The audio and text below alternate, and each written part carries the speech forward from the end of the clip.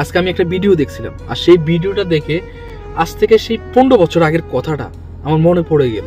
বিশ্বাস করেন, মানে এই ভিডিওটা দেখার পরে আমার এতটাই হাসি পাইছে, মানে কি বলবো, আমি ধরে রাখতে পারতেছি না, মানে খুবই ইন্টারেস্টিং, যেটা সত্যি কথা। আমি তখন বেকার ছিলাম, আমার কোনো চাকরি নাই, কোনো কাজ নাই, আমি বেকার বাদাইমের মতন আমি ঘুরি আর গাড়ি আর খাই, যেটা সত্যি কথা। তো আমার বন্ধু তখন চাকরি করে, ঢাকাতে চাকরি করে। আমি বন্ধুরে বললাম, বন্ধু কি চাকরি করছ ঢাকাতে, আমার একটু জানাইস। বন্ধু বেকার টেকার আছি, অবস্থা খারাপ, ভালো না, চলতে অনেক কষ্ট হয়। তার সাথে আমি এগুলো শেয়ার করলাম। বন্ধু বলে আমারে, হ্যাঁ আমি তো অনেক ভালো আছি, আমি ঢাকার মানে কেরানীগঞ্জের মধ্যে একটা রেস্টুরেন্টে আমি চাকরি করি।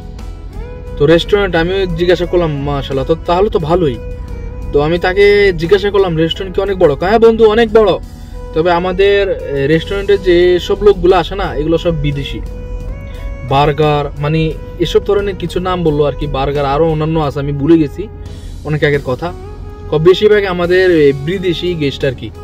আমি কেউ মাশাআল্লাহ ভালোই। তো তারপর আমি বন্ধুর সাথে যোগাযোগ করলাম, বন্ধু আমার তো চাকরির খুব প্রয়োজন, বন্ধু আমি বেকার অবস্থায় আছি, কি করবো আমি বল।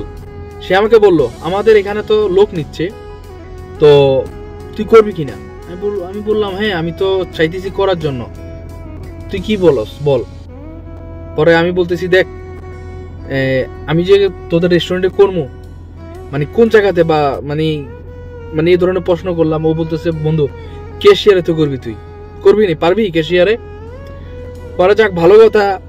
পরে আমি শূন্য তো খুশি হয়ে গেলাম, বেকার অবস্থায় কাজ বাজ নাই, চলতে খুবই কষ্ট হয়ে যায়, যা সত্যি কথা।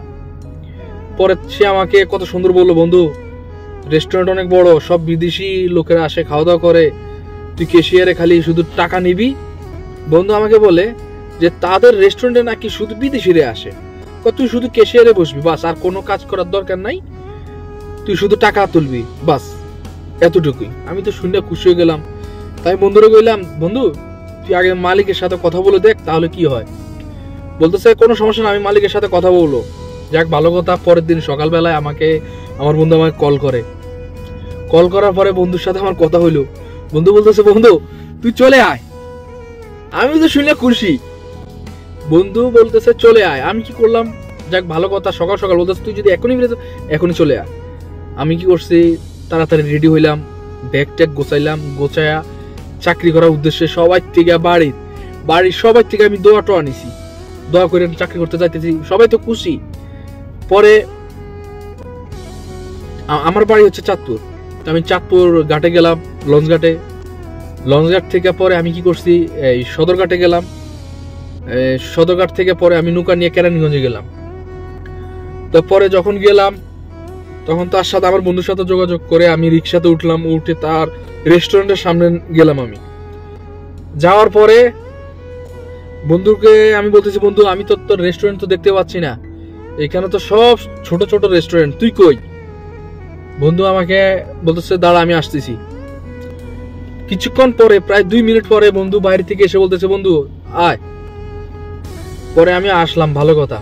পরে যখন আমি আসছি, আসার পরে বন্ধু আমাকে বলতেছে, দেখ এটা হচ্ছে আমাদের রেস্টুরেন্ট। পরে আমি বন্ধুরে বললাম, কি রে বন্ধু, তোদের রেস্টুরেন্ট তো তুই তো বললি অনেক বড়, এটা তো দেখতেছি চিকন, মানে একটা গলির মতন।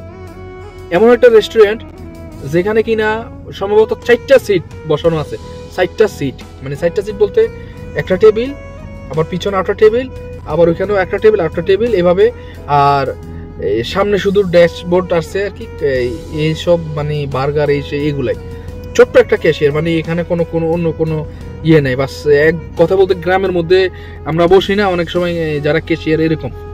তখন আমি বন্ধুরে বললাম, বন্ধু তুই তো আমাকে বললি বেটা এই অনেক বড় রেস্টুরেন্ট, ক্যাশিয়ারে তুই খালি টাকা উঠাবি, এটা কি কয়টাই তো। আমি তারে বললাম, বন্ধু তুই আমার ফোনে বললি কত বড় এই রেস্টুরেন্ট, সব বিদেশি আসে। পরে আমি দেখতে সব ওদের রেস্টুরেন্টের মধ্যে সবাই এই সব লোকে আসে, মোটামুটি যারা মানে খাইতে চাচ্ছে তারাই আসে, একদম মনে করেন এই মানে ছোট হইতে যত আছে সবাই আসে, বিদেশি কোনো কিছুই নেই। তো আমি পরে করলাম, কিরে তুই আমার সাথে মিথ্যা কথা কইলি? পরে আমি হাসিয়ে দিছি আমার কথা, আমি বন্ধু এটা কোনো কথা বললি, এটা চাইনিজ রেস্টুরেন্ট, এখানে সব বিদেশিরা আসে খাওয়া দাওয়া করার লেগা, বিএভি রেস্টুরেন্ট, মানে এমন কিছু আমি মিনিং করছি, তুইও আমার বলছিস এরকম কিছু, তাই সাথে কিন্তু কিছুই নেই। এই কথাটা বলার কারণ কি জানেন? সৌদি আরবে কিছু লোক লাগবে রেস্টুরেন্টের মধ্যে, তো পরে বাংলাদেশ থেকে কিছু লোক হায়ার করছে, হায়ার করে আসার পরে তারা বলতেছে কাজ করবে না, কারণ তাদেরকে তো বলছে রেস্টুরেন্ট, আরবিতে বললে মাতাম, ঠিক আছে। যখন আসছে দেখে মাতাম অনেক ছোট্ট, বুঝছেন, মানে ছোট্ট, ওই যে আমি যে চাই টেবিলের কথা বলছি না, সেম একই। এখন বলতেছেন আমি কাজ করবো না এখানে, আমাকে আপনারা বলছেন যে রেস্টুরেন্ট, এখানে তো দেখতেছি এটা বাতের হোটেল, এক কথা বলতে গেলে ছোট, আমি এখানে কেন কাজ করব? তো আসলে মানে এরকম ধোকায় আমিও পড়ে গেলাম।